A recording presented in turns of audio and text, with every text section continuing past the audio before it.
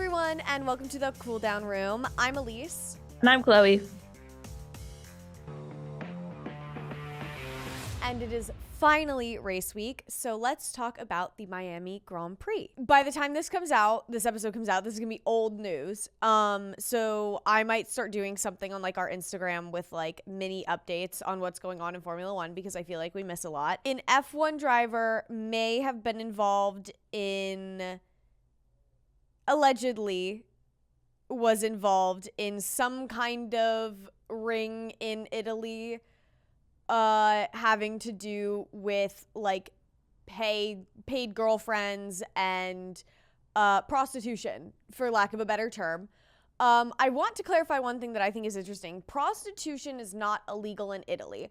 So presumably the F1, whoever, if they're, because I don't know if you've seen, I think you have seen all of this because I texted you about it. I know for sure.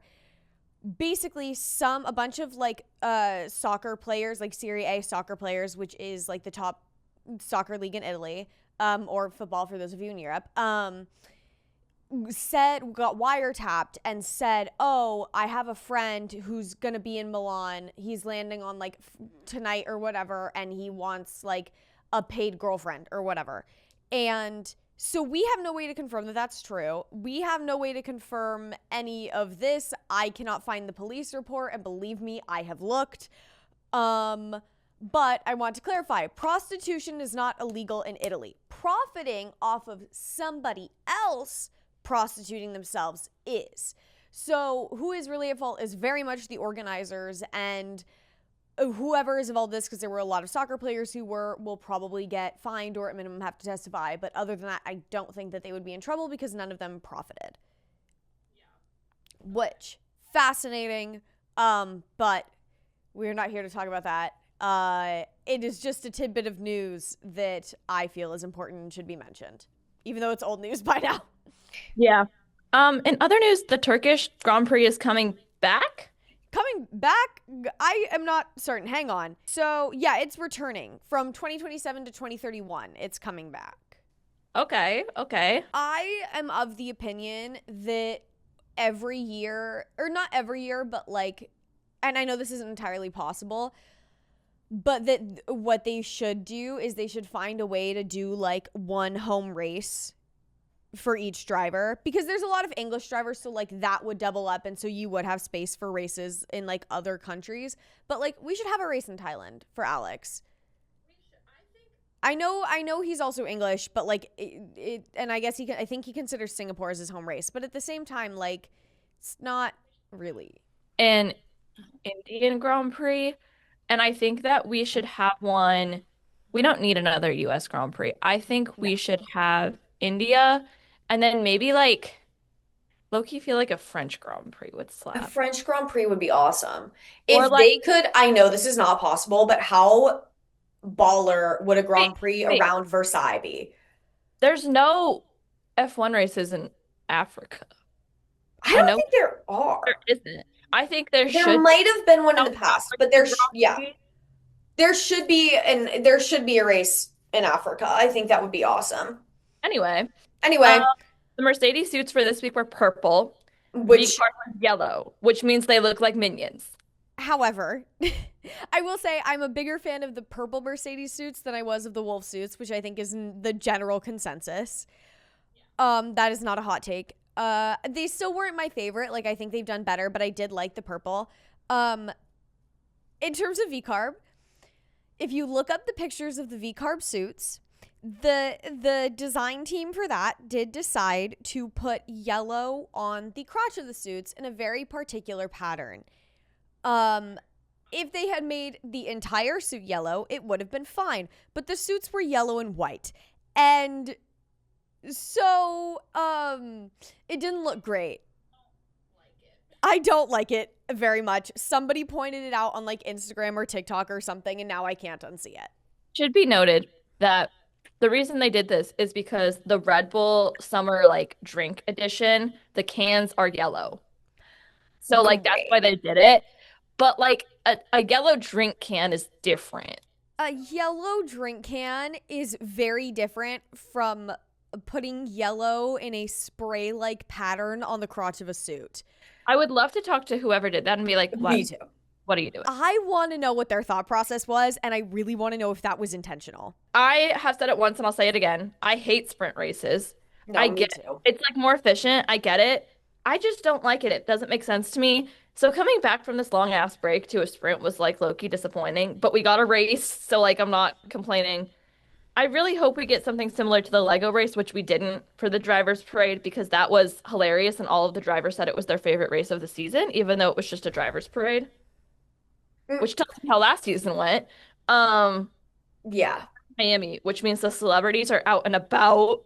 Yeah. Can I say one thing about sprints? I also don't like sprints, but also, like, on one hand, I'm like, well, I get it. Like, sometimes I feel like they make the weekend more interesting because, like, there's only one session of practice and then they have to, like, race and do a bunch of important stuff for, like, points or whatever. But also, like, it's not that many points. Like, for me, I'm like, this doesn't feel like that many points. Even for first, it's 8 points for first. Yeah, if you win a Grand Prix, you get 25 points. If you win a sprint, you get 8. So what is towards the end of the season, those points matter a lot more. It feels like I that's think a big gap. I feel like it should be like 25 regularly and like, because why am I just not realizing this? Yeah. If it's Like 25 on a normal 15 race maybe. weekend, it should be 15. Yeah, it should be 15 for a sprint race. And I don't think that's a hot take. And also, like, what? I also feel like even though they should theoretically make the weekend more interesting because drivers are fighting for points, it still sometimes feels like they just treat those as like practice sessions. And so because nobody wants to destroy their car before quali and before a race. So of course they're not going to be like super daring with it or do a lot of that like wheel to wheel because they don't have the time to fix it like they would if they were in the race. Yeah. Okay. Anyway, one of the astronauts that was on the Artemis mission was at the race. Did you say Artemis? Artemis. Artemis. My bad. And he has a daughter our age, and Kimmy was flirting with her. Good for Kimmy. He's a single man now, I gotta say. Good for Franco has him. a girlfriend. This was like her first public appearance, apparently. And then during the break, Valtteri went to Coachella with Danny Ricciardo, and that's pretty iconic. They both had artist passage, which costs like a mortgage. So See, this is the one time I wish I'd gone to Coachella. I don't want to go to Coachella. It sounds really stressful. It sounds awful. Like, it just sounds like a bunch of drunk, high people in the desert. And that sounds like far too much for my mental state. with Valtteri, where the interviewer was like, "So I saw you go into Coachella," and he goes, "Yeah, I'm not really sure why we did that." He's like, "I didn't really have that much fun." He was like, "It was really nice to see Daniel." But like the whole time he was just thinking about going to sit in the sauna at his Airbnb. Yeah. He didn't really, No, that's valid. he's like not the type of person who listens to like the headliners at Coachella. Like I don't think No, Valtteri's out here absolutely listening not. to Sabrina Carpenter. Maybe Karol G, but not Sabrina Carpenter. I can see him like bopping to a couple of her songs, but in general, it doesn't really seem like his, like, pop music doesn't really seem like his vibe. FP1, free practice 1. There was an hour and a half because of the new regulations, which I will not get into because we would be here forever if I tried to explain them. So unfortunately, that is something you're going to have to research on your own. But it is a good thing. They should have done this sooner, but it is a good thing that they put in regulations. So let's just count our blessing that we have new ones and hopefully nobody's going to get hurt badly. I say this knowing Pierre flipped. But that felt more like that was a normal racing incident. Yeah. Anyway, I personally only got to watch the first hour. This was also just for full transparency, this was the only part of the weekend that I really got to watch. Everything else was bits and pieces. I was listening to it because I was in Mexico on a build site all weekend, so I couldn't really watch it. I would get to listen to like the first 20 minutes and then it would refuse to load because it would be like, "You've run out of high-speed data." And I would be like, "Well, fuck." Because data is different when you go international. Even though I was like 20 minutes from the border, so it shouldn't really count. But I was in Mexico over this weekend. I built a house for a family. It's called Casa de Luz. Highly recommend. Everybody should go do it. It's great. Look it up. They're merging with another charity, but look it up. Today I learned that after the summer break, teams have to show the FIA their electrical bill to prove that nobody was working in their factories after the summer break. They have to like, which is hilarious. Which is, you know what? Valid. And I wish the US was that strict about vacation. Like, if you try to go on vacation in the US, your boss will still like text you and be like, oh, can you do this? We need to know about this. You will still get emails from work. Yeah. Here, like, I keep seeing a lot of like TikTok videos about like the French like employment system, and they seem like they have it pretty good. But God, it's like you get off, like in France or whatever, it's like, oh, like you get off at 5 and you're done, and like you don't get any emails, and it's like illegal for them to email you and stuff. That anyway, America is broken. Anyway, Aston Martin was the only team to not bring upgrades. This is what Ruth said. That is what Ruth Buscombe said. But according to somebody else, Mercedes also didn't bring upgrades. Mercedes's car was just purple. Yeah. Kimmy got mad at Lance because he was weaving too much. Girl, calm down. It's Lance. Kimmy said, what's he doing? And then his team was like, he's on an outlap. He's allowed to weave. And then Kimmy was like, well, he's weaving in front of me. And I was like, okay, Valley girl. You know what? I can't even be mad. I'm a petty bitch. Some lady, as I was driving to the studio today, like cut in front of me, and I honked at her, and then she had the audacity to honk back at me at the next light. So I'm mad about that. Like, I get mad about such dumb shit on the road. I'm not an angry driver. I just get annoyed, but I don't yell. I'm not an angry driver, but I do get mad about dumb stuff that people do. Aston Martin really was the only team to bring upgrades, and then immediately had problems, and so they didn't go out for like the first bit of the session. Guys, I don't even know what was wrong with them, but like, guys, please. Apparently it smelled strange in Pierre's car. Don't know what that was about. And George This was the greatest thing that happened all weekend. George's turbo was making a lot of noise, and he goes, it's making a noise like a steam train. Like a He did a fucking impression. On the radio. And I bet his team was just like, oh, okay. Okay. I said, get the American commentator out of there. I don't care if we're in America for a race. I just don't want to hear it. On F1 TV, I don't want to hear it.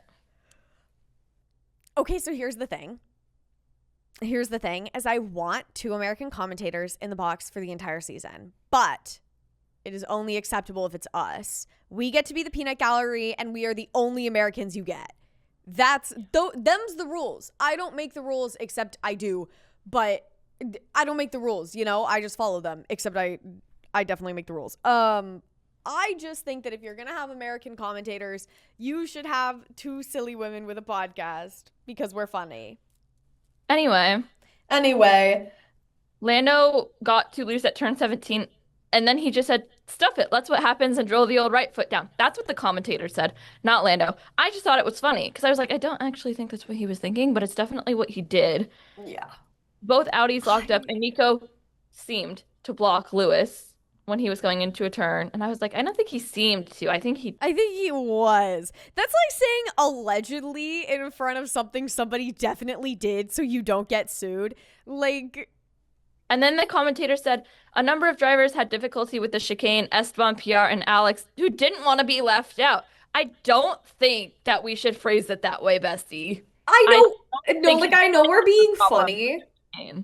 I know we're being funny, but like, guys. Yeah. And apparently everyone's mad at Lance because he also somehow upset Checo. I don't really know how, but he did. We got to talk about Lance. When is anyone not mad at Lance? When is everyone not mad at Lance? Supposedly everybody was mad because he like did something to Checo. And she was at the race? I don't know. The Huh? wives are out. Lance also has a girlfriend. Yeah. She was at the race. I missed that. Okay, can I say one thing? Because we have mentioned me being a Lance defender in the past. Without implicating anything, hopefully, I would like to qualify. I would like to clarify. I am a defender of on-track actions. I am a promoter of not being horribly mean and of giving constructive criticism. If a driver has a specific political affiliation or idea, I probably have no idea about it, and because I don't really double check who they follow on Instagram, or anything like that. But if they do something problematic, or if their partner does something problematic, I probably don't know about it. And that goes for everybody. But just a disclaimer, we usually also, just like based on when these episodes get edited and come out, we usually don't know about anything problematic when we record. Yeah, that's true. And then it comes out on a Friday. So like we usually don't know until right before the episode comes out if they do something problematic, so we don't really have the time to edit. What does rotisserie wing mean? It's the wing that spins. They've started calling it a rotisserie wing and a Macarena wing, and that brings me so much joy. Sprint quali, George pulled out right in front of Kimmy in the pit lane, and all I could think was, I wish that F1 cars had horns. I think it would be so fucking funny if they were honking at each other on track. That would be incredible. And I wish they could pick their horn sound. So like sometimes you honk it and you just hear like a clown car noise. Mm-hmm. Yeah. Lance was out almost immediately. It looked like a lockup, and the commentators were confused. And then they were like, "Oh wait, no, something's actually wrong with the car." Shocker. Missing something. Literally nothing else happened. Very little did. And then somebody said it would have been a personal best for Fernando, but deep into lap 11, ruined it. Game over. That's fucked up. Damn. I watched the highlights and literally nothing else happened. So, okay. One thing that it kind of annoys me that they didn't mention is that during SQ1, Alex went over track limits like 3 times, which means, or I believe that is like what led, or a major factor in him leading to having been disqualified from sprint quali. However, the time in which it took for the information to be relayed meant that the stewards were not investigating Alex and the track limits thing until SQ2 had already started. So Alex basically got disqualified like in the middle of SQ2, which sucks because they should have delayed it, because if they had delayed it, then Liam would have ended up in SQ2. Yeah. So I literally have 3 notes for it. First one says, there's not a lot of green sectors going out there. Not a lot of improvement happening. And I was like, okay. Well, I mean, they don't get a lot of time to practice, so can we really blame them? We're 3 steps behind where we should be every lap. And I was like, oh. Clock. Okay. Clock, actually. And you know what? Good for Carlos. Clock it.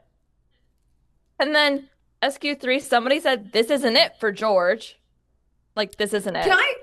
Can I be so honest? I thought I had notes for sprint quali. I only have notes for SQ1. Everything else is just Chloe's notes.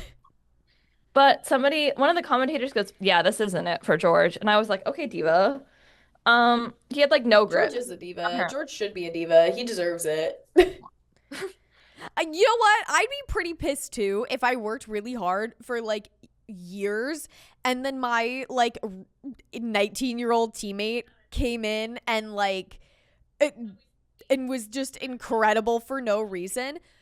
George would thrive as a high school theater kid. Can I be so honest? George would thrive as like a high school theater kid senior who like had a freshman come in and like steal the lead role or something, which is incredibly specific, but I also feel like a lot of people have gone through that. That was not me, but it was someone I knew. The commentators were on something this weekend. I think they were just excited to be back. Yeah. No, that's valid though. Me too. I'm hype. I'm hyped to be back. We're barely even back. There's still a 2-week break between Miami and the next race. What the fuck?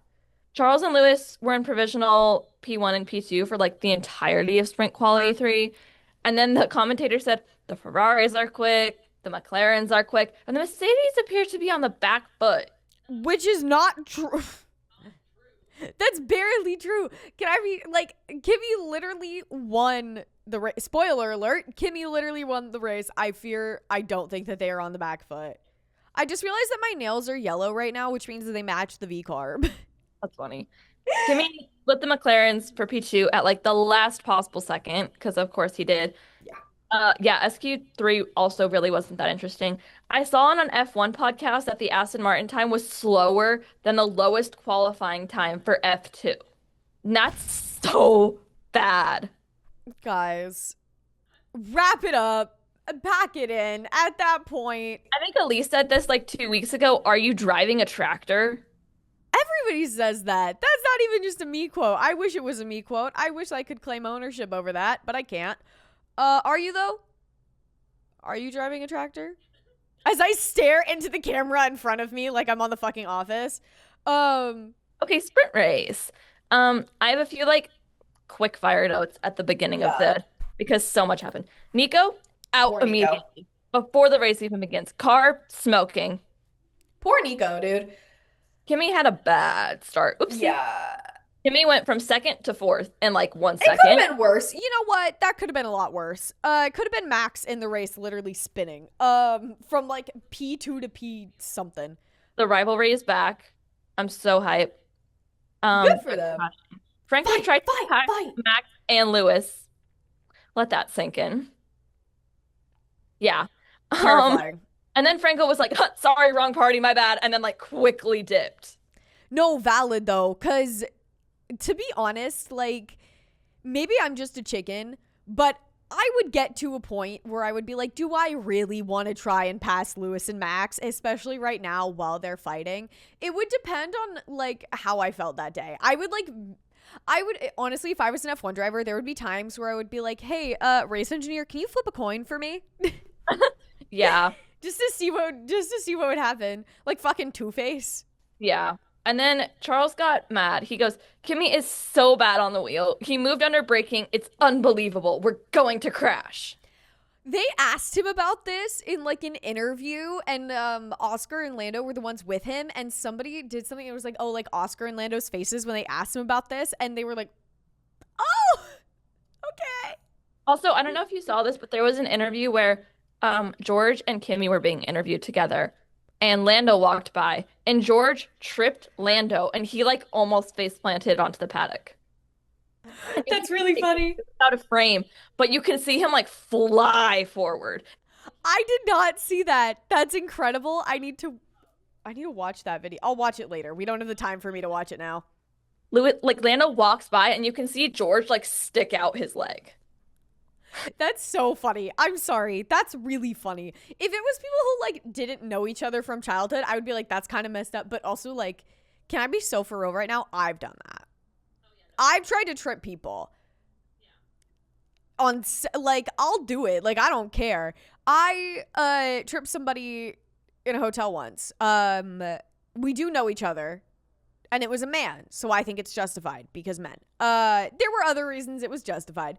Max and Lewis duking it out, like I said, like they're so back. And then I saw something that Max was like mad at Lewis for not overtaking him because he had so many opportunities and he didn't take any of them. And Max was like, really? No, I would get mad at that too. I get mad and like it's kind of famous in LA that like nobody will let you into a lane. Like if you try and change lanes, nobody lets you in, and sometimes people will be like right next to me or like right like behind me, and so I don't have the room to get in, but they don't speed up or slow down. Like either let me in or don't, but don't give me like a sliver of room and hope I don't hit you, because Just said, like Max overtook me going off track, and I was like, okay, babes, we all saw that. Yeah, we know. Max was told to give the place back to Lewis, and Lewis still didn't take the opportunity to take his place back. Alex and Carlos both locked up, so both Williams locked up, and they had like double front lockups or something fucking wild. Yeah. Oscar and P11, hello, they called Oscar not a happy bunny, and I thought that was so I funny. I did not, excuse me. I did not get that until like I heard it. I was like, what the fuck is she talking about? And then I heard it and I was like, who describes a person like that? Who describes a grown-ass man as a bunny? Speaking of describing grown ass men, somebody on Twitter posted like a screenshot, and I think it's like a fake, like it's like an edited thing where you like DM like somebody, um, and they just like edited their DMs with Oscar to make it look like he had read it. But the first one said, "Congratulations on Sprint P2. Spoil yourself, pretty boy," and it's like fake credit card information.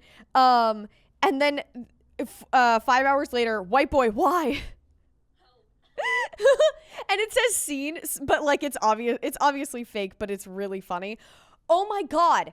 Okay, do the next note because I have something to talk about. Gabby's brakes were on fire. His team told to cool the brakes down, but he couldn't brake because they were on fire. So they were arguing for a long time, and then his team was like, "Okay, just pull over the car." And then he was like, "I'm trying. I don't have brakes."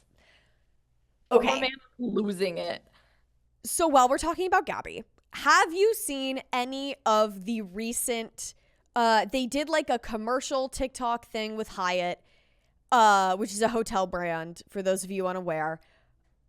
Have you seen that video?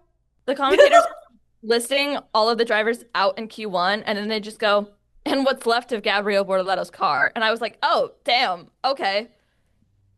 It wasn't even that badly damaged. It was just on fire. But like, okay. And then Arvid was out in Q1, which I thought was crazy, but it's like really not. Yeah, Q2, literally nothing happened. I have 4 notes. Q2 nothing happened. Oh, wait, Arvid out in Q1. I missed it. I was texting the podcast group chat. Is it really that crazy that he's out in Q1? Like, he's really good, but he's also a rookie. So I feel like it's not that crazy. Okay, Q2, nothing fucking happened. Alpines did really well this weekend. Nico made it to Q2. Yeah, that's literally it. Yeah. Okay, so you said something about like noticing things in the YouTube highlight videos. I think what it is what I've noticed is that the YouTube highlight videos are like 3 minutes long, and then the F1 TV ones are 9 minutes. At least. So I do the F1 TV ones because there's more there. Okay. Q3, Max was in provisional pole for like a second, and I was like, "Get out of here. Leave." I'm a hater, first and foremost. I'm not even a hater. And then Charles was in provisional pole. Both Alpines were in Q3. Haven't seen that in a hot second. Remember when Alpine was like considered really good and like Esteban got his first podium? And then remember when like Pierre got on the podium and he won? And then I said, "Yeah, what happened?" And Elise just goes, Flavio Briatore. That's what happened. That's what happened. Why is he allowed back, by the way? Didn't he get like perma banned from F1? Did he not get perma banned from the F1 paddock? "I think so." But yeah, literally nothing happened. Kimmy was chilling in P1. Max got P2 at the last second. Kimmy got pole. Isaac was disqualified Yes. for Polly. So there's that. Flavio Briatore, I should do an episode on this, was handed an indefinite lifetime ban in 2009 for his role in Crashgate, and then it was overturned in 2010 by a French court. So that's why he's allowed back, for clarification. I should do an episode on this. The race was moved 3 hours earlier than it was supposed to start because of weather. There were like severe thunderstorms predicted that didn't happen. By the way, it didn't even rain in Miami. It drizzled. As of Storm noon, moved north. it was still raining. And then they said that if it didn't get better, they were going to cancel the race. And I was like, bruh. And then they didn't cancel the race and the rain stopped. It just drizzled. There wasn't even a torrential downpour. It drizzled. At least according to what I heard on TikTok, literally this morning. But also like fuck the rain reports because I could have watched it live. In the Century line coming back from Mexico partially, but I could have watched it live. Oh, but someone at McLaren did have a sign that said "It's wet." He was just like holding up a piece of paper that said that, and it was really funny and it made me laugh. I watched the race live on and off while I was doing homework, so my notes are literally all over the place because I would pause it, go to a homework assignment, come back, and I would have missed like 20 laps. This is one of those where I watched it like the first 20 minutes and then wasn't able to watch anymore. I think I got like most of the important stuff though. Charles was immediately into P1, and then Lando almost rear-ended Max and Oscar trying to get into P2. Which it would have been really fucking funny. It wouldn't have been, okay, maybe not really funny. It would have been a little funny if they both got taken out immediately. Yeah. Max did a pirouette, came back from it perfectly. I feel like that is Max's greatest skill. It is. It really is. It's incredible to witness. He never hits anybody. He never hits the walls. He just spins and then goes back to driving. He really is a fucking ballerina. He really is that one horse girl in the horse school movies who can tame the untamable horse. Yeah. Lewis and Franco's wheels hit, and then I skipped ahead to where the race was live because I did try to watch it from the beginning, and then I was like, I'll just watch the highlights reel if anything interesting happened in the first 25 minutes. Yep. Miss Pierre flipped. We mentioned this earlier, but yeah, Pierre flipped. Like flipped. Which is good. He did also hit Liam in the process, but like when I say like Pierre was on an angle, like he flipped and ended up hitting one of his wheels was propped against the barriers. And Lando, here's the thing, is Lando got to P2 right before all of this because Isaac also hit the wall at the same time. So Lando got to P2 right before this, and it was incredibly well timed because they hit a safety car and you can't pass during a safety car. So he got to build the gap to Kimmy without being worried about like getting repassed immediately. And then after the safety car was lifted, after they got Pierre's car out of the track, Carlos almost immediately goes, he pushed me off. Oh my God. Whatever he is because he's racing in the midfield. And I was like, you just said that. Can I just say, by the way, I saw a picture of Pierre and Kika walking in and they both looked so fucking fly. They really did. It was their 4-year anniversary. Oh, good for them.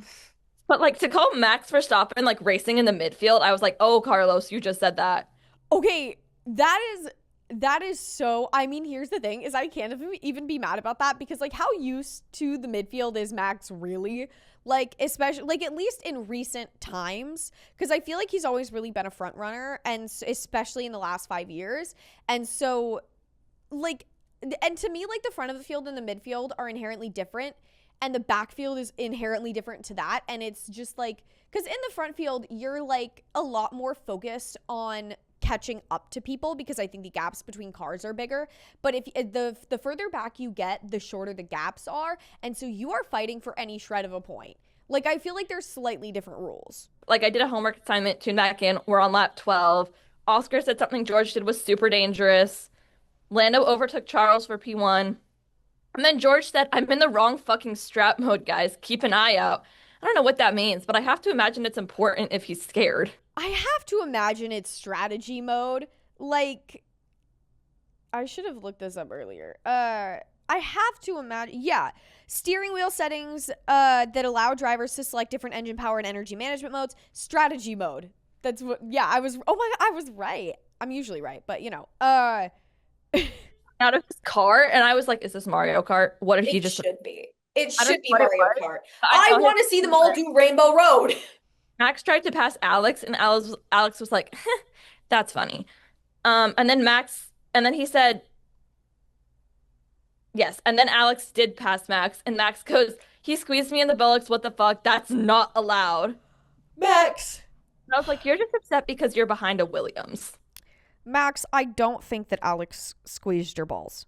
I turned it back on lap 27. Max was like basically the race leader because every single driver in the first like 4 positions had to pit. And then Lewis had such a bad pit because one of the jacks got stuck. Ferrari, use your full ass challenge, impossible level. I know it technically wasn't their fault because it was like one of the jacks getting stuck, but like, guys, please use your full ass. Never half-ass it. Always use your full ass. Yeah. And then Kimmy got stuck in between Max and Lando, and I'd be shitting myself. I would be shitting myself. Are you kidding me? The last 2 years of WDCs you are in a sandwich. You are in a WDC sandwich. Oh my God. I had this thought this morning. because I feel as though Max, Lando, and Kimi are like I mean, maybe not entirely, but are like the past, present, and future of F1 in terms of like WDC. Like Max is like last year's, and then Lando is this year's, and then, or I guess Lando is last year's, and then Max the year before that, and then Kimi might be this year's.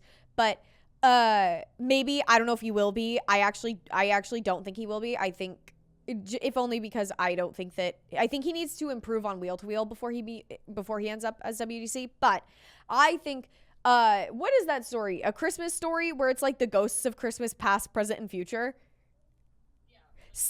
If someone please make an F1 version of the Christmas Story. I think that would be really funny. And then lap 29, Kimi passed Max for the lead after they pitted, and Lando was in P3. Charles was apparently berating his team over the radio for the strategy they used, and honestly, as he should. Like, I can't even blame him. I'd be frustrated too. The man has basically like devoted his life to Ferrari, and he is not getting enough out of it. And then I checked back in on lap 39, and Charles was in P4. So he was literally all over the place. Mind you, there were 57 laps. And then George just said, I'm just four-wheel sliding everywhere. It feels awful on lap 43. George should try drift racing. I think he'd hate it, but it would be really funny. I just like randomly noticed that both Williams were in points contention, so I just like wrote that down randomly in the middle. And I responded with, I love Carlos and Alex, but man, do I hate to see JV winning. Full transparency, I'm pretty sure I wrote this at like 11 o'clock at night. Yeah. During the time I was watching the race, I think I saw Valtteri under investigation like 4 times, and I was like, what are we doing? Like, he was speeding in the pit lane. He went off track too many times. There was like a braking infringement thing, and I was like, girl, what? But he couldn't really get penalized for any of it because he was already in last place. Look, you know what? If you're in last place, I think, within reason, I think you should get to do whatever you want. I think it would be really funny if there was like a 20-minute period of the race where whoever was in last place gets to like break all the rules. Yeah. Kimi hit 2 warnings for track limits, and then his team had to tell him, like, you gotta stop that. And I thought the way they it was really funny. Charles passed Max for 50, and then Max immediately was like, nope. The commentators thought that was hilarious. You could hear everyone in the box laughing because I'm pretty sure one of them like leaned back from the mic, and you could hear everyone just like dying. Which is so funny to me because like I feel like that happens a lot.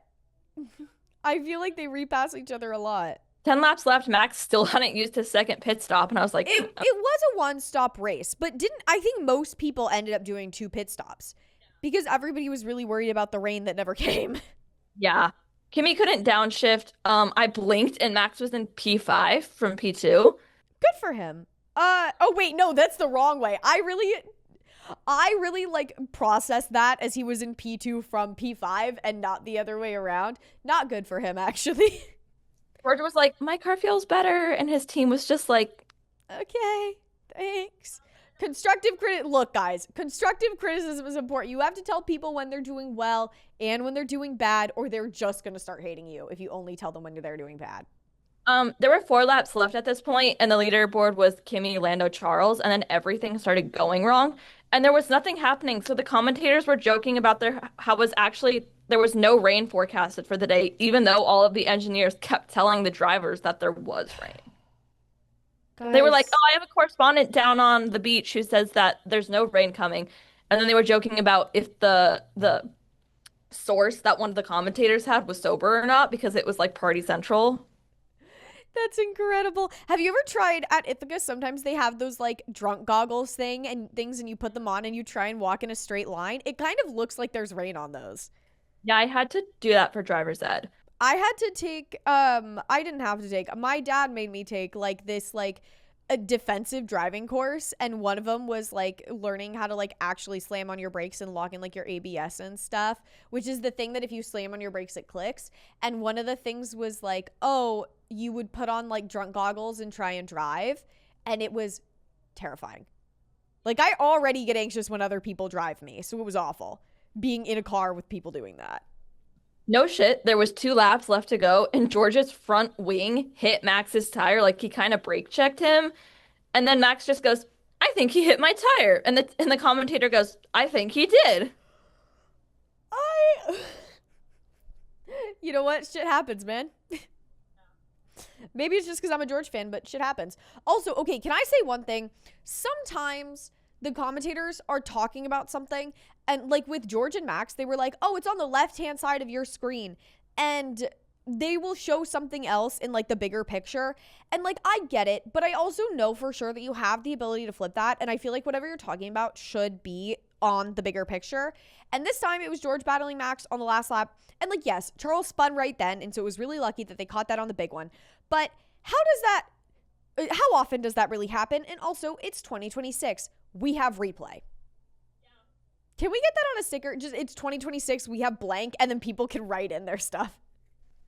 One lap ago, Anyway. Lando said something about an issue with his rear wing and dropping out, and I was like, what? Okay, here's the thing, is you can make it... Huh?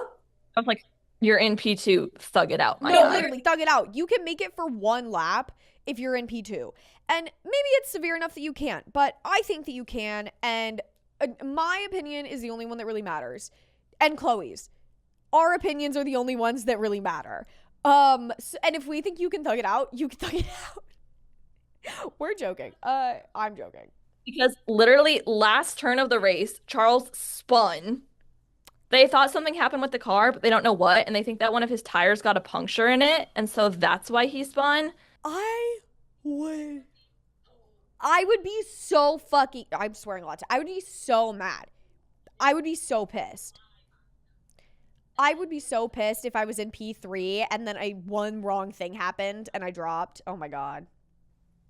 But George took P4 with a damaged front wing, and because it was so damaged, when Max hit it, it was like flopping on like the pavement, and so it was sparking, and so he crossed the line and his front wing was like smoking, and Kimmy won. And I'm pretty sure he dabbed at the end, but it might have been just a thing that he did where he was like doing a hand gesture. But I thought he dabbed, and I was like, I think we're done with dabbing. I think we're done with that. That is all that we have for you today. So I am going to say next week is going to be a break week because we are in the middle of finals. And I have so much to do that I don't really have all that much time to research. However, we have a 2-week break in between this week, Miami and Canada. Kill me. But that does mean that on the 22nd of May, I will be back and we will get you a rewind. And I think I am finally going to do the Brosades rewind that I have dreamed of since we started this podcast. It is going to be a long one. You're going to want to tune in. You're going to want to strap in. It's going to be long. There's a lot of lore. until then, make sure to subscribe to our YouTube channel and Spotify channels. Like this video. Find us on Instagram at Ithaca Cooldown Room. And I think that is all we've got for the end of episode announcements. So I will see you soon. But until then, have a beautiful 2 weeks. Mwah!